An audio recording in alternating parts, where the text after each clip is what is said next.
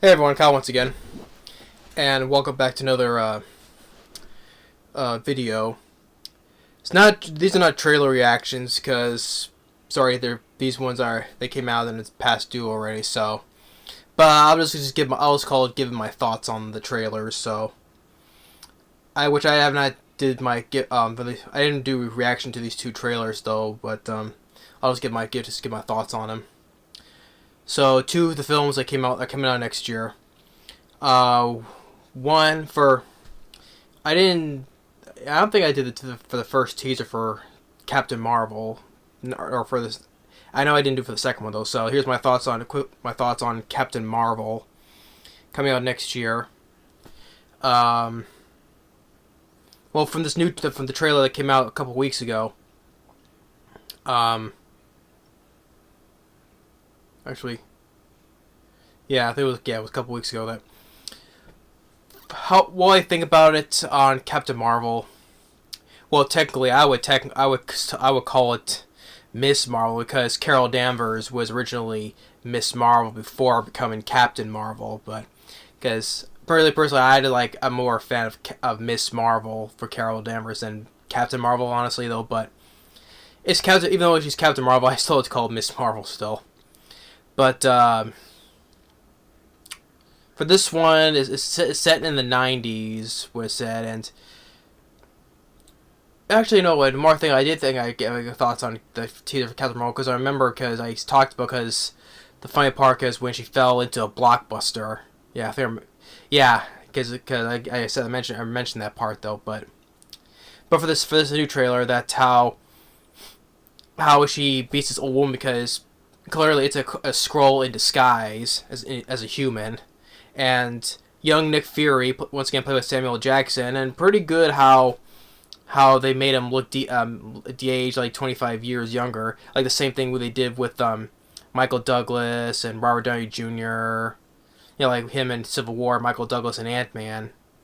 Good looking how they make them look younger. So the same thing with Sam Jackson as a young Nick Fury before he loses his eye, and then how Carol Danvers, played by Brie Larson, how she was this Air Force pilot, and then she lost her memory, and now you have Annette Bening, who is a Kree person who made her into a part Kree. As we found you no memory, we made you one of us, so you can live longer, stronger, and superior. And you have Carol Danvers wearing this green suit of the Kree, but also like the helmet as well, like how she wore in the comics with the helmet, but the red and blue suit, which you see at the end of the trailer. She has memories and talking with Sam Jackson, and flying the Queen jet. And then, of course, this takes place with the storyline of the Kree Skrull Wars. Of course, you see a clip of Ronan the Accuser, once again played by Lee Pace, come back because this is before Guardians of the Galaxy. So Ronan is in this because the Kree versus the Skrulls. Ben Mendelsohn, who plays the leader of the Skrulls, named Talos. Him saying, this war is just the beginning. Like you see him, good looking makeup effects of him as the Skrull, looking how the Skrull should be in the comics. Good looking. There's a up close of him as a Skrull. Good looking makeup effects, and then you quick see him with agents. Him his character in the human form.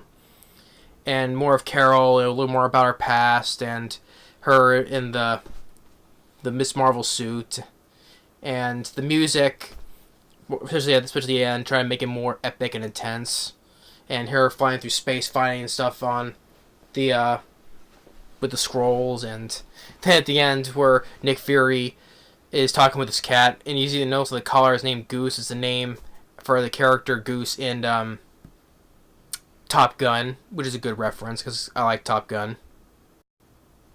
Which, in theory, there's a theory that that cat may be like an alien cat. There's like a thing in the comics where it's like an alien cat that looks like a normal one.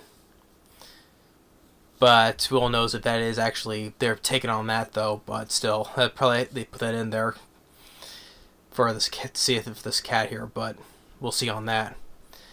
So overall, I'm sure the film. I'm sure the film's gonna get praised because for the lead, the superhero, female superhero, because they gave a hell of a praise for Wonder Woman. I'm sure there's gonna get a lot of praise for this as well because female superhero. To me, well, I already said my thing on how I feel about Wonder Woman, but still. Well, okay, so people tend to forget there was a film called Supergirl from the '80s, but the film didn't do that well. But people probably think, oh, that film does not count. This is the real superhero, female superhero, like Wonder Woman in this one. But a couple of things I can say positive about Supergirl is I enjoy Jerry Goldsmith's score on that film, as I know that for a fact. I like Jerry Goldsmith's score for Supergirl. And I don't think that Helen Slater did not that bad of a job as Supergirl as well. But people tend to forget that.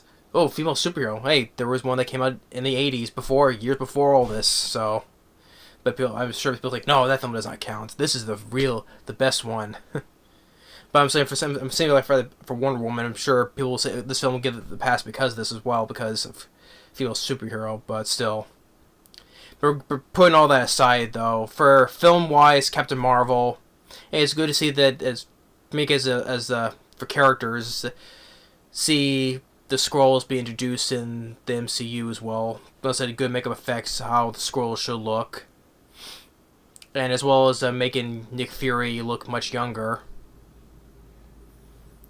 But we'll have to see how this film will portray as a whole. So, because I know, because if everyone remembers at the end of Infinity War, how Nick Fury sent that signal with the insignia of Captain Marvel. So, sure how this film will play out, how Nick Fury, how it kept Captain Marvel's secret until that ending in Infinity War.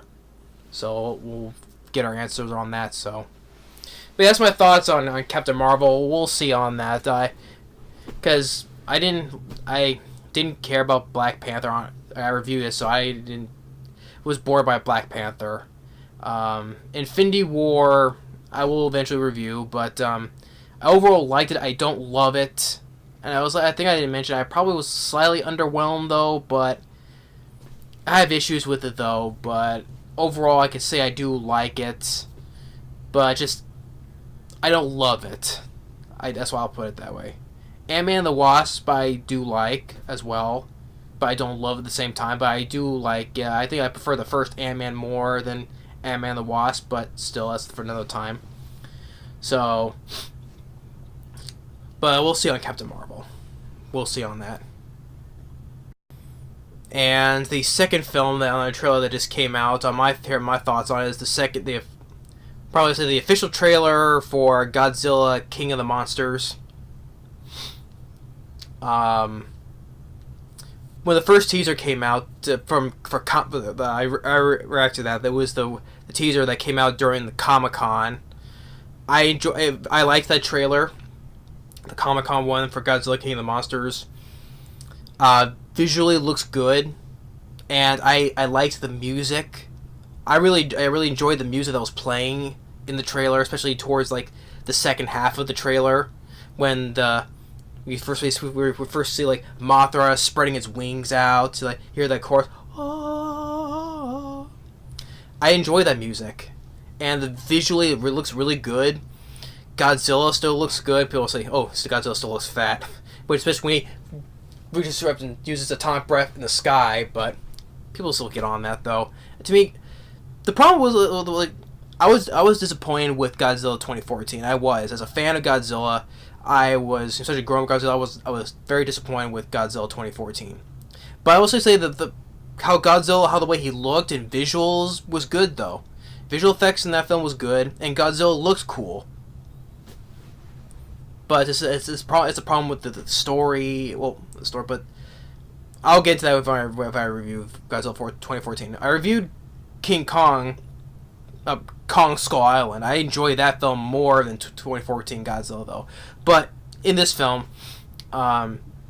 this new trailer that came out, we see more of the Titans, more of Godzilla, of course, but we see more of Mothra, Rodan, and Godzilla's nemesis, King Ghidorah. And King Ghidorah looks really cool to me. because of all the Godzilla villains from the films I liked, from the old films, I like King Ghidorah. King Ghidorah was like a very cool. It's a three-headed golden dragon, and here he looks very good. And Mothra, too, he looks slightly different how he was in the original movies though, but still, and Rodan as well. And we see more of the characters like in this one we see David Stratham. We didn't see him in the first teaser though, but David Stratham, who was the military leader in Godzilla 2014. I wasn't so sure if he was going to come back in this, but in the trailer we see, like in the conference or whatever, you see him sitting there, so he comes back. Okay, cool, he's coming back. Ken Watanabe, he once again coming back as well. Like, whereas they're saying like we're using Godzilla will be our pet, and Ken Watanabe says no, we will be his. And we see more of that girl, for her name though, starting from Stranger Things, and Kyle Chandler, and another Vera Farmiga, and Charles Dance as well, and the music in the first teaser was like soothing and subtle and all that, but here now it's getting more intense, like dun dun dun dun dun, and Rodan, fire Jesse, so you do a little spin twirl. And when my brother saw this one, he was like really excited. Like when Godzilla and King Ghidorah are heading towards each other when the cuts to the titles. Like my brother was like, "Oh, that is so cool or awesome, whatever." I forget what was the response, but it was like that though. I just hope the problem wasn't one of the problems in Godzilla 2014 how twice they cut away from the fights when Godzilla's getting ready to fight. I just hope when that trailer first shows the title that Godzilla and King Ghidorah, when they're going at each other, I just hope it doesn't cut away like that. I just hope, because that was a big issue for me, because twice in Godzilla 2014 they cut away from the fights. I just hope they don't do the same thing here.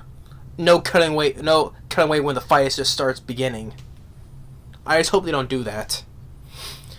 But I enjoyed the trailer for the Godzilla Comic-Con teaser, and I like the trailer for this as well.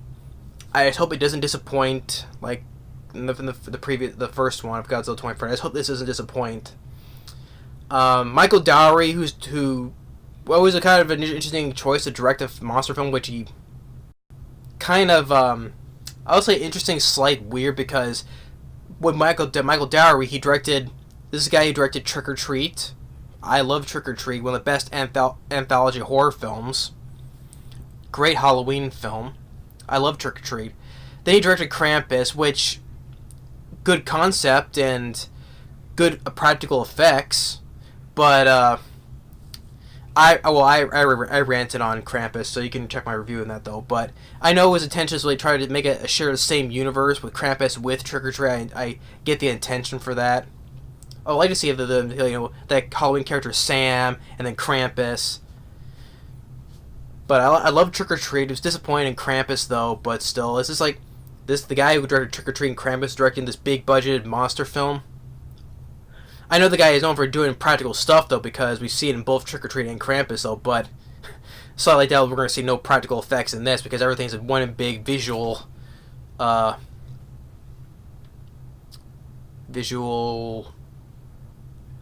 phenomena, I guess. Splendor or blunder or whatever. This is one big visual, I should probably just say.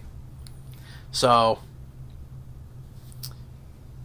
see if he does good enough to make on this film. So, but I did like this trailer for. I don't think it still didn't give too much away. It just showed a couple of the shows our couple of things with our monsters though. But I don't think it wouldn't give too much away, because I hate when they give everything away in a trailer. I hate that. So yeah, Captain Marvel, we'll see on that, and then I'll look forward to seeing Godzilla King of the Monsters. I just hope it doesn't disappoint like it did with Godzilla 2014.